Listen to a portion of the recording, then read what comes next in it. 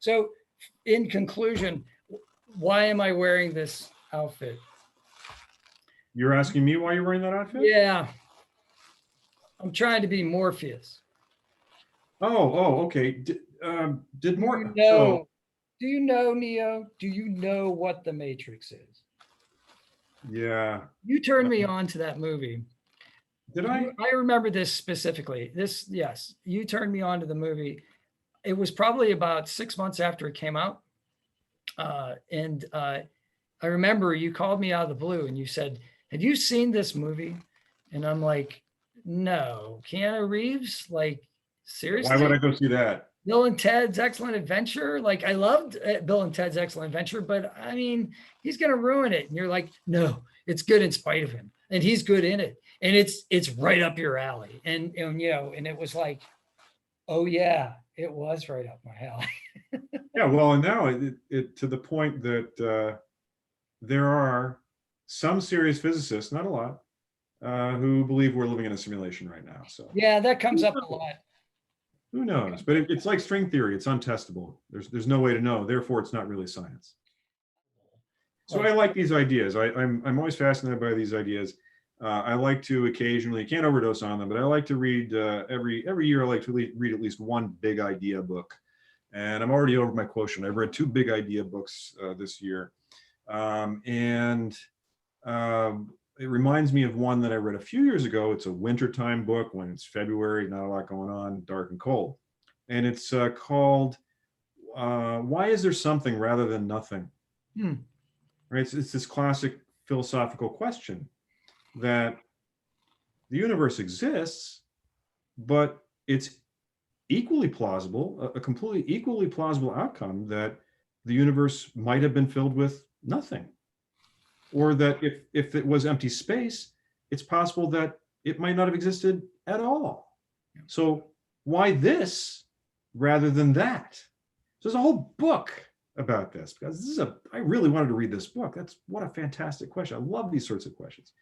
So he interviews a panoply of disciplines, physicists, philosophers, priests, Buddhists, everybody. And I came away extremely disappointed because basically, from a scientific perspective, nothing can ever be known. It's beyond questioning. And the religious people gave a bunch of baloney answers, like things like goodness requires that the universe come into existence. Well, that's playing games with language. So I find those things very unsatisfactory. Well, that's interesting. Because concepts of good and evil they're not constants of the universe. They're not physical quantities. Right.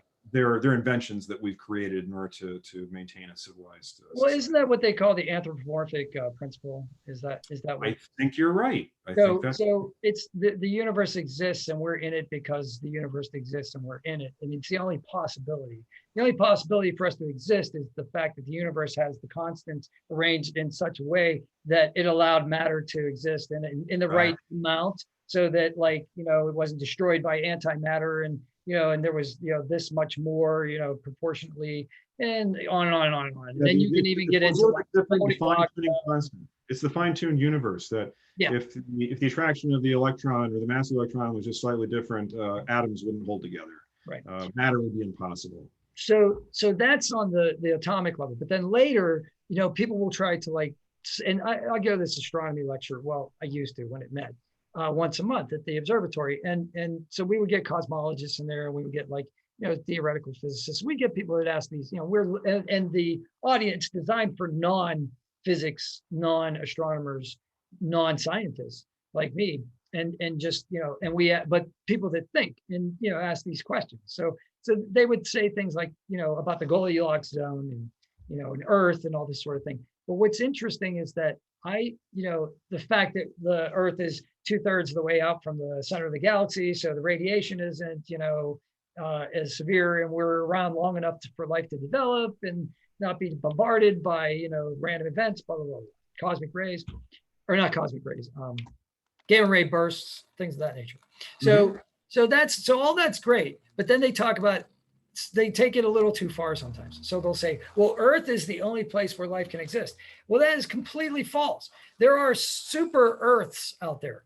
there are Many. planets that are slightly larger than Earth that would actually be better suited for this kind of biological life. I just read an article about that last week, saying there's a Earth-like planet that's in an even more Goldilocks-like zone. Right. So I don't buy that. You know what I mean?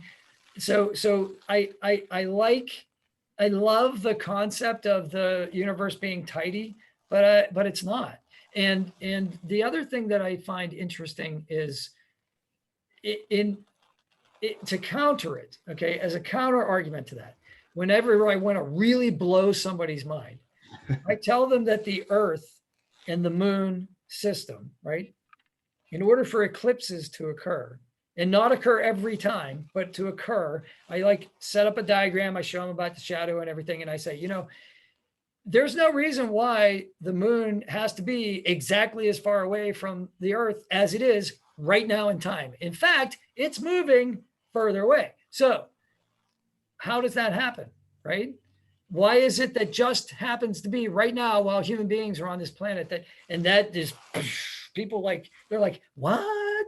And that's like almost religion, because it's like, it's just a fascinating coincidence, but it's so fascinating, Yeah, absolutely. I mean, blow people's mind. Ask them, why is it that the same side of the moon always faces the Earth? Why would that? Tidally locked, right? It's tidally locked. That is the answer. But most people don't know that. And even I didn't know that until not that long ago. So, I mean, that's something that in Earth space science from 8th grade, they never covered that. Well, I mean, that's the whole concept of the dark side of the moon. We'll tie it back into Pink Floyd. I mean, there is no dark side of the moon. It's the side that we never see, but it's not dark. It gets light there, like it's not like eternally Absolutely. dark. Not at all. It's just as much light as the side that we see. Yes. It's perception. It's perception. All right. Well, I don't think we have time to go into Apollo. I know you're a big Apollo fan, but yeah, I mean, we can if you want to touch on that.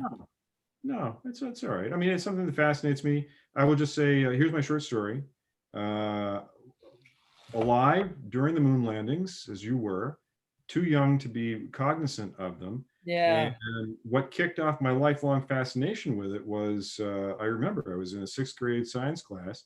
I think we were watching a film strip, if you remember those. I do. And the narrator casually tossed out the line, "the moon landings," plural.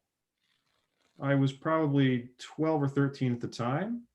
Up to that point, it had always been described my entire life as the moon landing. The moon landing. You know about the moon landing. We all know about the moon landing. And my brain said, what? There was more than one? I immediately went to the school library to discover that there had been 6. My mind was blown. 6 moon landings? Tell me more. And that kicked off my lifelong interest in that particular topic. Well, I know you said that if there was one place you could go, that might be I would, yeah, if I could. So this isn't a time travel thing. This is right. If I could locate myself in teleport, I think it'd be fascinating to go visit the descent stage of Eagle in Tranquility Base. Check it out up close. Fascinating, but I would be prohibited from doing so by US law, which has declared all of the Apollo landing sites as national monuments, not to be disturbed. So when we do return to the moon, somebody will eventually, off limits. It's not far away. It's 3 days, 3 days. Anybody can make that trip. I can make that trip. Just that's like a Disney cruise. Absolutely. Absolutely. You're not so far away. If you get in trouble, it's not so far back. Right. Yep. I agree. I know all this talk about Mars is just amazing to me. I love the high ideal of it. Yeah. I have some very close friends who are really into it. One person I interviewed for this show, actually, she actually went out into the Utah desert and spent 2 weeks acting like she was on Mars, spacesuits, eating food out of tubes, that kind of stuff. And she got there, she broke a bone in her arm, as soon as she got there. And I'm like, oh my God, you have the right stuff. She was like Jaeger with the broomstick handle, yeah. Really, you got a stick of Beemans? She stuck it out for 2 weeks. That's hardcore. injured. I'm like, wow, you have what it takes then, because He does. I would have been like, take me to a hospital. Well, so did you read The Martian or see the movie? No. Matt Damon. Okay, great book. Recommend it. It's basically a series of perils. You know, first he has to find a way to shelter himself. His spacesuit is leaking. Then he has to find a way not to starve to death, and on and on and on. Eventually, he has to make it back to the lander to get back into orbit to rendezvous with the rescue ship. And all the way through in the movie, they cut out a lot of the perils simply because 2 hours was not enough. Yeah. In the book, I was constantly thinking, oh, this next hurdle, I would give up. I would just give up. I would die. I would give up. I couldn't do it. I mean, I wouldn't have the pluck. I wouldn't have the moxie to keep going. I would just say, well, I tried really hard and I'm exhausted. I can't go on. I wonder how much of that was based on personal experience. I've heard that author interviewed, and he said that, you know, he's very grateful too. He said he's extremely lucky that anybody read his book. He couldn't believe that, like, the success that he's had. Great book.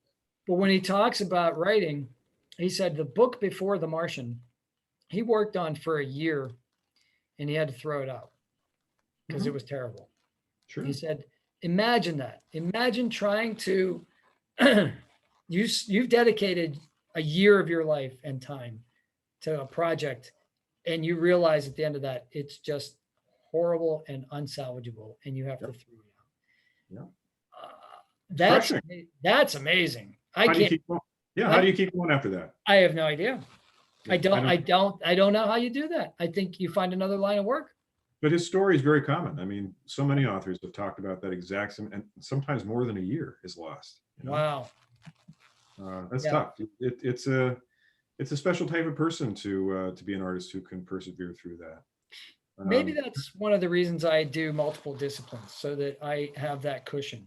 So that, like, if I have a catastrophic fail in one category, I could say, well, at least I'll go make some pottery, you know, or, well, I'll go paint.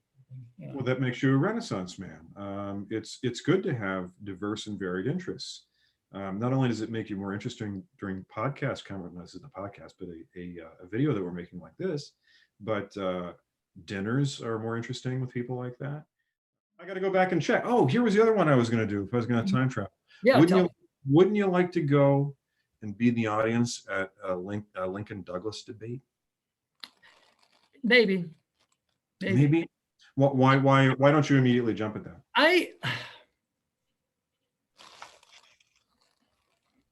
Because I thought you would. This is going to sound. I probably shouldn't even say this, but I will. Because we can edit it out if I don't like the way it comes out. You can. I think the more history I've read, the more unreliable it becomes. I don't know what to believe anymore. I've read so much history that I've read that have what I consider to be glaring inaccuracies, that I don't know what's true anymore. I don't know if the rhetoric of the Lincoln-Douglas debates actually happened. I don't know if it was overblown, if it was written by reporters later to seem better than it was, if it was written by, you know what I mean? I just don't know. It's like reading Livy and then reading about how right before the battle, Hannibal gave a speech to his entire army of 65,000 men. Physically impossible. Impossible. Probably never happened.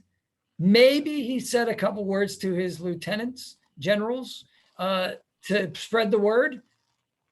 But this is a tradition that this happens before ancient battles. And this has been hotly debated.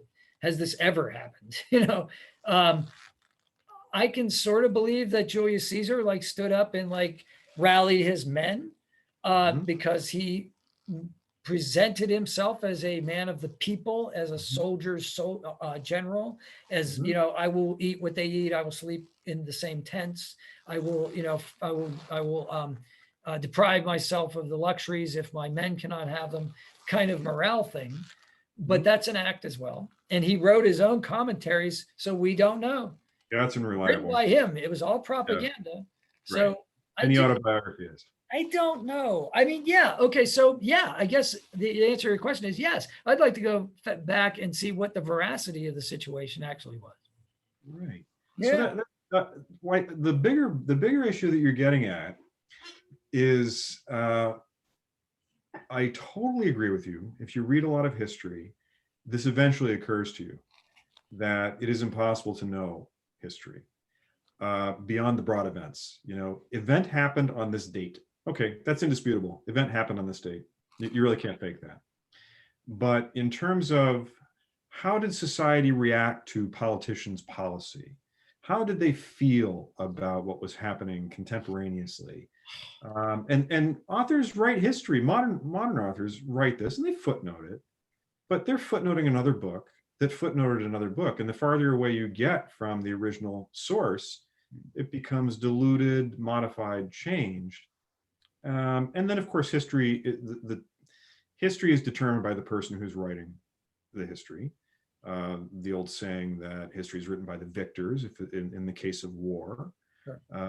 Curtis LeMay said that if America had lost the war, that he would have been prosecuted as a war criminal for the firebombing that he conducted. What a different story that would have been if the war had gone in a different direction. Who would have been put on trial for what crimes? So all these things are very loose and subject to gross interpretation, latitudes of interpretation. So I completely get what you're saying, that it's impossible to know. I mean, it's more possible now because history is chronicled in such finer detail as you get closer to the current moment. But when you start getting back more than 100 years, although I will say that in the American history that I've read, say around the time of the founders, you always have the source truth of things like letters that Jefferson and Hamilton. Not Hamilton. Adams. Adams. Thank you. Jefferson and Adams wrote to each other. So those are penned in their own hands. We know that. They're talking about what they were thinking at that moment. Right. That is as true as a letter can be true. Right. But it's a really interesting question. Well, it's like the historical version of the questions we were talking about before about physical reality, that there are certain aspects of physical reality that are unknowable.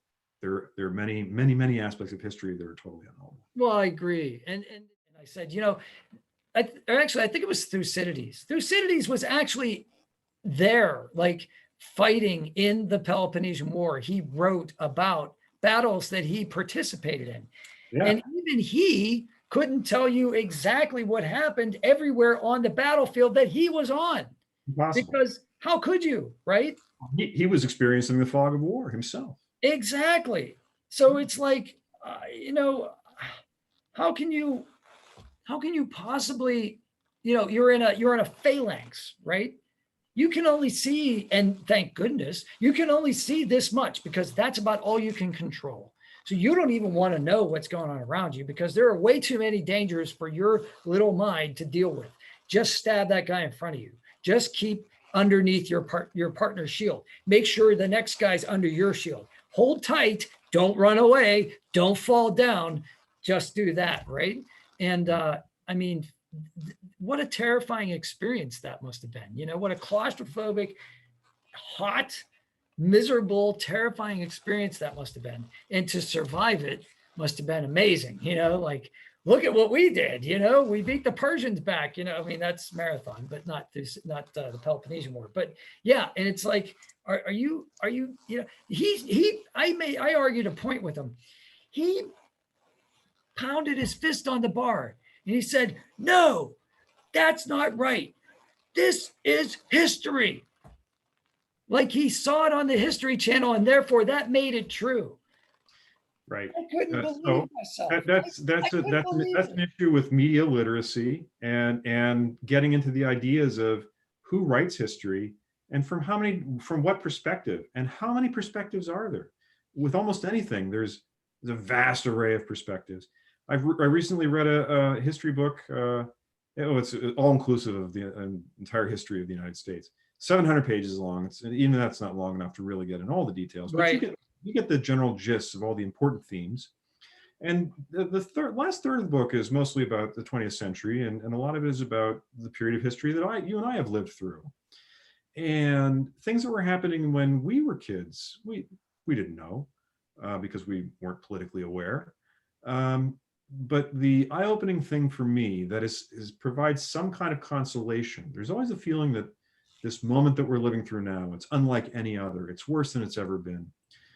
The consoling aspect generally about history is that you recognize there's nothing new under the sun. It has happened before with different names, different themes, but the same general gist. This is why people are so drawn to ancient Rome. Yes. Because everything you ever want to know about human beings govern themselves is encapsulated in Rome, right?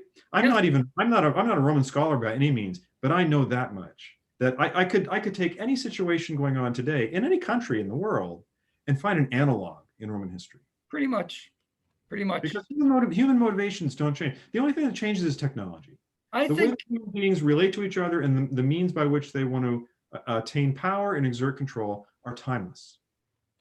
It gives me great satisfaction when I read something from Seneca or I read something, and it's exactly what I was like, describes the situation I'm in, right now. We were talking earlier about time travel, and I was thinking of a Seneca quote where he says, most people are very possessive of their things, he said, but they're very lax with the one thing that they have the least of, which is time. When we were talking about unstructured time, and it's like, they knew life was short, they understood that. There was like, he has another quote where he says, live immediately.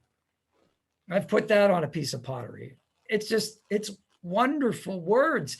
And it's a guy that lived 2,000 years ago, who's like, the human experience is the same, right? Yeah. Yes.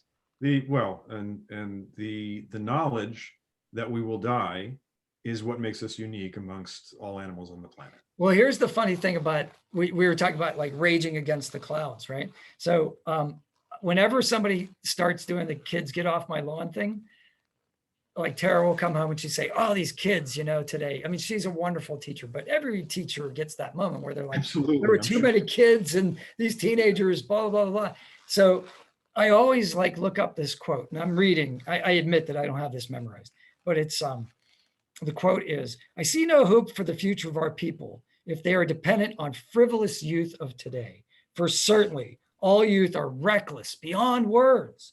When I was young, we were taught to be discreet and respectful of elders, but the present youth are exceedingly wise, disrespectful, and impatient of restraint. And that was written by Hesiod in the 8th century BC. Yes. So it reminds me of the, every time a generation says, this is it, it's this new technology will be our downfall. It was originally books, right? Because the printed word would destroy the need to memorize, which is how stories had been translated or passed down for centuries. Right. So without the need to have a strong memory, we're lost. It's the end. And I always love when people say, like, how did they memorize the Iliad, the Odyssey? How did they know Homer before there was writing? How could that possibly be? How was there an oral tradition? I'm like, do you remember the lyrics to Smoke on the Water? And they're like, yeah. I'm like, well, they set it to song and they used music as a memory aid.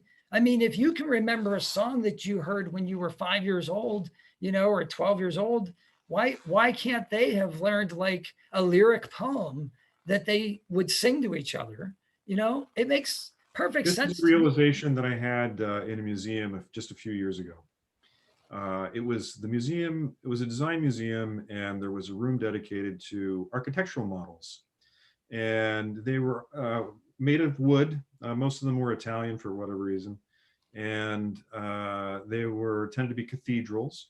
And they would be these elaborate cross sections. And you know how complicated cathedrals are. I mean, incredibly complicated. And these models were so finely done. All these tiny structures and the mathematics behind it. And you'd look at it and you'd think, surely this is something that could only be made with a 3D printer. But no, handcrafted, not only handcrafted for the model, but the architect who did the math to work it all out, et cetera, et cetera. Mind-boggling to me as a 21st century human being to look at this and think, well, my God, how did they do it? The youth of today, I think, for them, it's incomprehensible that any great thing was ever attained without the aid of a computer. Well, you didn't have computers back then. My God, how did you do anything? And the thing that exhibit of architectural models reminded me of, that was so impressive, was that it doesn't matter what the time period is or what the technology is available to us at that time. The human mind has always been extraordinarily clever. We will do the most outrageous things with whatever happens to be available to us at that moment. There's nothing unique about how smart we are now. It's just that we're building on that mountain that's behind us, and it gets higher all the time. We've always been this clever. Better tools. That's it. Better tools, Right. and a bigger book of accumulated wisdom. Yeah, exactly. Yeah. Well, like that TV series that I turned you on to, Art of the Western World. I think he starts it out. One of the very first lines he says is, "We're all Greeks," right? I think he quotes like Byron, or it's either Shelley or Byron he quotes, but it's like, and it's true. We built upon that scientific, trying to understand the universe in a scientific way, the world around us, and the Greeks really did that. I mean, right? They were the first. They were the first to. Well, should we say they were the first? I wouldn't say the first, but they had Egyptians into account. They had a unique way. They had a unique way of separating the divinity and just looking at their earthly surroundings. Well, those two things were not in conflict. It was not forbidden to question, how are these things put together, right, for fear that the gods would strike you down. No, but in the in the monarchies of the ancient Near East, like in in ancient Egypt, the Pharaonic Egypt is what I'm going for, and in like the Persian Empire, where you have like one great king, who controls a vast swath of land and the bureaucracy behind it. That develops a certain culture of thinking. But the Greeks were these little frogs around a pond, right? That they were all like these independent little states that had their own little cultures, and they considered themselves. They identified with each other as a people, but they still had the independent spirit of thought in each of those little like areas. And I think that like laboratory, if for lack of a better word, allowed ideas to proliferate at a greater rate than, say, the Persian Empire, would do it. They would have the muscle mass to get behind an idea, but did they have a proliferation of ideas? The Greeks had that proliferation of ideas and were willing to experiment with it, I think.